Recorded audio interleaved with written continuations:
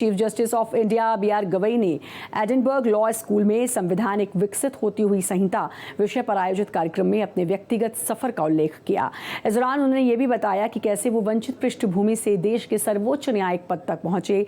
CJI ने भारतीय संविधान के उस परिवर्तनकारी शक्ति को रेखांकित किया जो ऐतिहासिक रूप से शोषित वर्गों के लिए आशा और अवसर का स्रोत बनी।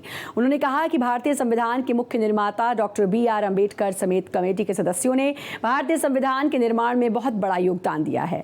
जब संविधान सभा में संविधान में संशोधन करने की संसद की शक्तियों पर चर्चा हुई तो आलोचना भी हुई, क्योंकि संविधान के कुछ प्रावधानों को संसद के साधारण बहुमत से संशोधित किया जा सकता है, लेकिन कुछ प्रावधान ऐसे हैं जिनमें संशोधन करने के लिए उपस्थित सदस्यों के 2/3 बहुमत की आवश्यकता होती है, जो लोकसभा और राज्यसभा दोनों के आधे सदस्यों से भी बड़ा है। इसीलिए मसौदा समिति की आलोचना की गई कि एक ओर जहां संविधान की संशोधन शक्तियां बहुत उदार हैं, तो वहीं दूसरी ओर आलोचना ये भी हुई कि संशोधन शक्तियां बहुत कठोर भी हैं। उन्होंने कहा कि 25 नवंबर 1949 को उन सभी चर्चाओं का जवाब देते हुए डॉक्टर अंबेडकर ने कहा था कि संविधान एक जीवित दस्तावेज है। हम आने वाली पीढ़ियों को उस संविधान से चिपके रहने के लिए बाध्य नहीं कर सकते जिसे हम आज अपना रहे हैं, और आने वाले पीढ़ियों को संविधान में संशोधन करने का अवसर मिलना चाहिए जिससे वे आने वाली पीढ़ियों के सामने आने वाले सामाजिक आर्थिक परिवर्तनों के अनुकूल बन सके।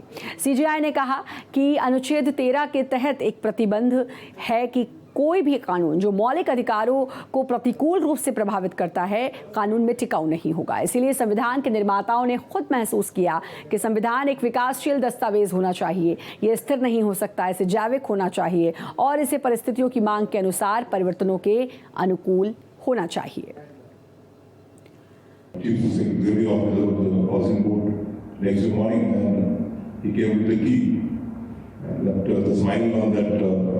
Widows face or will have passed according to Minimum Wages Act, providing for minimum wages to lakhs of people in the state of Maharashtra. I think these are the things which law is not a job. It's not a 5 to 5 job.